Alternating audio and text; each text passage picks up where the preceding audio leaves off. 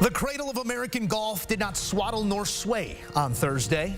Pinehurst #2, even in its most verdant tones, putting the world's best into conflict. Only 15 players of this year's 156-man field able to manage a round in red numbers. McIlroy and Cantlay did more than manage, dueling 65s to set the pace at the 124th playing of the United States Open. And for more, we take you out to Pinehurst, where our guys Chip Patterson and Kyle Porter are standing by, two different corners, so we got you covered out there. Rory McIlroy had just about everything covered here in round one, fellas. KP, you are resident Rory historian, so I will come your way first here. We are looking for 4 days of this. Were there any indications here in 18 holes of it that this sort of temperance will be carried for the next 3? Yeah, I think there actually were. You know, the word that came to mind as we were following his group around late in the afternoon here at Pinehurst was sensible. He was very sensible today, which is maybe a little unusual for him at major championships. Sometimes he takes some aggressive lines, maybe takes on a little bit more than he should.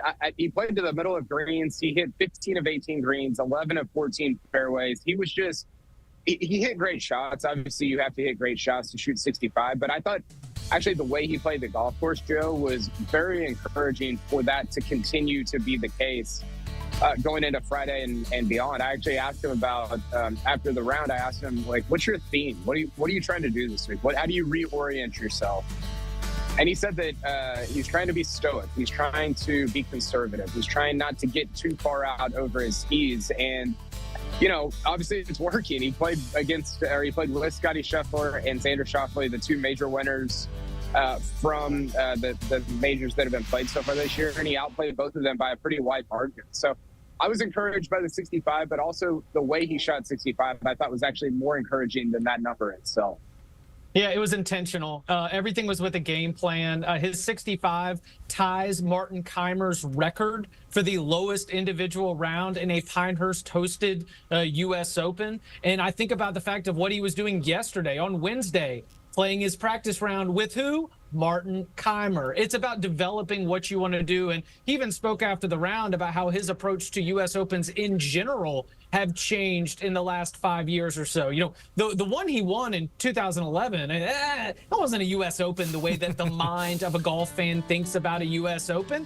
Maybe a little bit of a PGA Championship flair to it. And so it is that intentional approach. It is that game plan. And another word that he used was conservative. You know, you go in there and you do exactly what you need to do. You fire to middle of greens. He had some good numbers today. So can it be replicated? Yes. Martin Kaymer did it right again on Friday back in 2014. Chip, the governing bodies, they do tune in. So the PGA of America, the USGA, they will be there will be a quote board sent out here in the media packet later on tonight. Chip Patterson on CBS Sports HQ. It's a great point, and it really came through from this side of the screen as well. I know you guys took in Rory in person today, but that sort of stoicism, that measured approach, it really, you looked up and he shot a 65. You woke up, and Patrick Cantlay was already well on his way to his 65. Chip, when you take a look at Cantlay, I mean, there was form to indicate that this could come here on Thursday for Rory McIlroy. Not so much for Cantlay. What do you attribute the success to? And not U.S. Open form. I mean, nothing better than, a T12, I think is his best finish at a U.S. Open. He has a top 10 finish in every major championship except this one. He was not on my board when we were putting together our picks, our predictions. It was because I thought that the USGA was a little bit of his kryptonite. Cantlay said after the round, you know, that he thought that going off at 7:40 in the morning, not facing a lot of wind, having a little bit of humidity, he seemed to indicate that he thinks that this course is about to get much sharper teeth.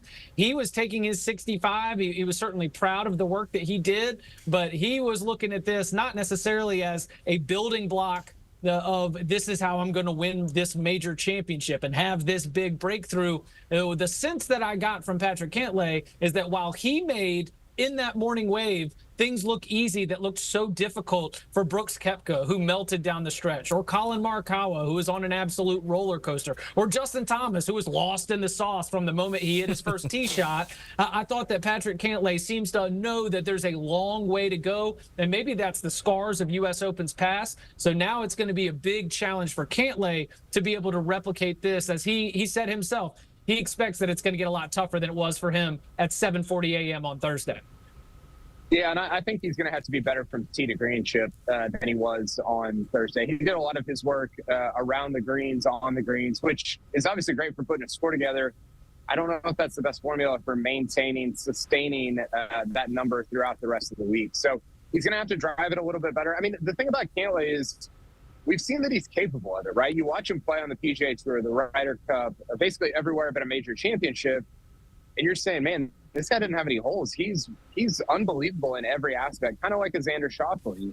And then he gets to majors, and there's just nothing there. He's never missed a cut at a U.S. Open, but like Chip said, he's never had a top 10 either. So it's kind of been a weird thing with Cantlay at major championships. Obviously, it's a very good start, but I worry about sort of his history at majors, specifically at U.S. Opens, and then keep an eye on driver on Friday. If he hits it off the tee as wayward, not wayward, but you got to be really precise. And if he's not as precise, or if he's not more precise than he was on Thursday, then he could work himself into some very difficult spots as this course gets tougher and tougher on Friday, Saturday, Sunday. The numbers in this game always serve as our roadmap, and I find it humorous adjacent the fact that Patrick Cantlay and Scottie Scheffler currently have almost exactly the same odds, according to Data Golf, to win this golf tournament. Scheffler at 1 over, Cantlay at the top of the leaderboard, but it just goes to outline what those two entities have been throughout this season. KP, the fade was on point for Scheffler, but the fade wasn't on point today. What was the issue that led to this 1 over? Well, he was bad off the tee. I mean, like you said, the haircut looked great, but the game did not. I don't know if the haircut looked great either, but it did take place. I was talking to somebody as we were walking with Scheffler. I'm like, man, he's just hit some kind of swirly shots today. He put himself in just horrible positions off the tee, very un-Scotty-like. And you know what, Joe? He's still got a 71 out of it. So I don't know that he's leaving the golf course tonight thinking, oh, that was terrible. You know, I think he's thinking, man, that's about as bad as I can play. I still shot 71. I'm still in it. So I think if he cleans it up off the tee, gives himself some better opportunities to score. I mean, even he had some bad approach shots too. I was on number 3. He's got a short iron in, and he just dumps one in the right bunker, and the pins on the left. And you're like, man, that's just a very un-Scotty-like shot. So he's got some cleanup work to do, but I think that his recent history has shown that he can definitely do that cleanup work and come out, shoot something under par on Friday, and be right back in this tournament going into the weekend. Yeah, I expect that Scottie Scheffler will be near the top of the leaderboard. I expect he will be in it, as we like to say, going into Saturday, going into Sunday. But I am sensing a little bit of fatigue, and who can blame him?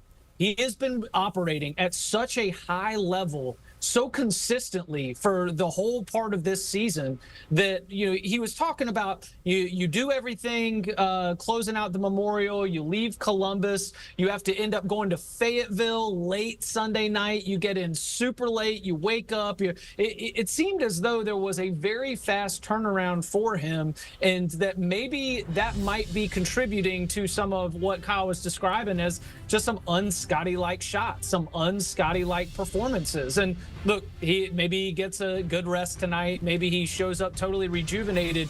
But I'm willing to attribute at least a couple strokes of this just to the fact that he has been playing, his motor has been running so hot for so long that a course like this that is going to test your perseverance and your resiliency, that it might just be too much for the world's #1 golfer to be able to overcome. And all that said, Joe, he was 1 over par and the field average was 3 over par. He was still better than field average, even with all of those shortcomings. Yeah, his floor is going to beat an average PGA Tour golfer any day of the week, fatigued or not. But to your point, it has been quite a season already with 2 more major opportunities out in front of Scottie Scheffler.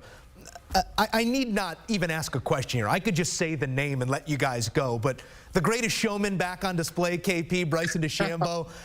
I guess I want to frame it this way. We have seen live golfers come back for these majors, and we haven't seen many results. Bryson has given us that. How, in your eyes, KP, has he maintained this level of competitiveness on the greatest stage without the reps that these guys on tour are getting? Yeah, it's an interesting question. I think he's doing it a bunch of different ways. He's obviously got all the YouTube stuff going on. I think what's interesting, Joe, is I think he is, I don't know if he's maintained the competitiveness as much as the creativity. And I don't want to get too steep on the YouTube, all the things that he's doing on his YouTube channel, but he goes out and tries to break 50 with a partner. He goes out and, plays hickory clubs. He does a bunch of different things. And the thing that strikes me, I was following him around, not today, but during his practice round on Wednesday, it seems like he's just having a lot of fun. And I don't know that was always the case when he was on the PGA Tour. I don't know that was necessarily a PGA Tour specific thing. I think he was just younger, more immature. I think he's matured a little bit. He seems to be just really enjoying himself. And obviously good golf is going to lead to enjoying yourself more than bad golf. But it has really struck me how much fun he's having, not just shooting good scores, but also, like you said, putting on a show for fans. And they're eating it up, just like they did at Valhalla. They enjoy, I think you dubbed him the greatest showman, and that has continued on to North Carolina this week. I could not be more impressed by the support that Bryson DeChambeau has. I was with him for most of the day, and they were following him from hole to hole. He gave so much of his time in the middle of a major championship round to make eye contact, to acknowledge, to throw a golf ball, to almost always identifying a child or a young person who then was elated and giving their dad a high five as though Bryson had made their day. Bryson DeChambeau is great for the growth of the game of golf, because as I saw this army of supporters and followers, they were all between the ages of 10 and 25.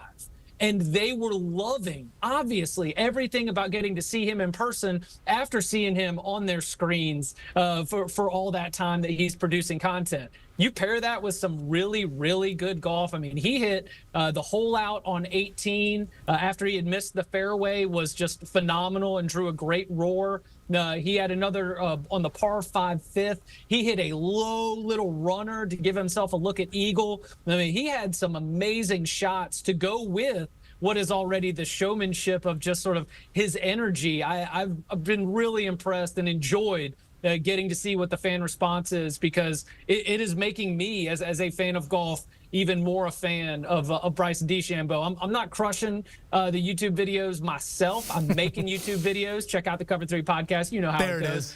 But I really like what Bryson is for golf right now. I certainly do, too. It's been fantastic. You think of the moments he's offered us just in these last few weeks, the chip-in eagle throughout the tournament there at Valhalla, applying the pressure, the full starfish, hands in the air when he makes the putt and applies the pressure then on Xander. He's been there for us. There's almost some Gallagher in it. The people want to see a watermelon get smashed. I'm going to smash a watermelon. That's what he's doing right now, and he's doing it at a very expert level. Chip, we like to do a thing here when you guys are out on site and I'm back here at home, because I get a little FOMO going. We do the best thing you saw today. So just take me into a moment. Your favorite thing, it can be on course, off course, that you took in today. There is a specific zone here where you get the only people that are allowed to get autographs are kids. And it goes back to, like, when I think about Bryson and when I think about some of these stars that you're not going to be signing it for a 45-year-old who's going to go hawk it on eBay. Like, you're really making a memory for someone. And the crowd here, the galleries, are filled with just absolute golf fans. And this is not a who's who tournament. These are people who are the run-of-the-mill weekend warriors. And hearing some of the commentary, seeing the kids that are so fired up about this, go out to some of these grandstands and you're listening to the fans that have been there all day. They can tell when the shot's in the air where it's going to land, just because they've watched so many golf shots and love every bit of it. So Pinehurst, just sort of in general, I would say that the kind of fans that are here are ones that really love the game. And that's one of the best things that I saw. I think the best thing that I saw is I thought Chip was talking about the Crushers there when he talked about crushing YouTube video. I didn't know what he was referencing there, but the actual best thing I saw today was Rory unintentionally walking in a putt on 18. He admitted afterwards he thought he left it short. Nobody in the crowd thought that. They were going absolutely bananas. It was a really cool scene here, Joe, because when I think of U.S. Opens, I think about hot, kind of dusty, huge crowds, just the massive grandstands on 18. We had all that, and it's only Thursday. And when Rory walked that putt in, they went bananas. I mean, it was really, really loud. They're chanting his name. He's tied with Cantlay. It felt like it felt more electric than honestly anything we saw last year at LACC. So I've been blown away by Pinehurst. It's been awesome so far. And I thought kind of end of the day, setting sun, Rory charging at Cantlay and making that putt on 18 was pretty special. My quote of the day came just moments ago. Kyle Porter says, "I don't want to get too steep on the YouTube." Called it the YouTube. The YouTube. Lose the. Kyle Porter, Chip Patterson, great stuff as always. We'll see you throughout the week from Pinehurst. Here's a look at that leaderboard one more time. Cantlay and McIlroy, 5 under setting the pace. Some historical precedent here at Pinehurst. Back in 2014, it was Martin Keimer, your eventual winner, going out. It was the 65 on Thursday, the 65 on Saturday, but the course, it did stiffen. That 5 under number got him all the way to 9 eventually. No one else in that field carding anything lower than 1 under, despite those red numbers on Thursday. It's going to heat up. It's going to get fast. And these guys are going to be put to the test.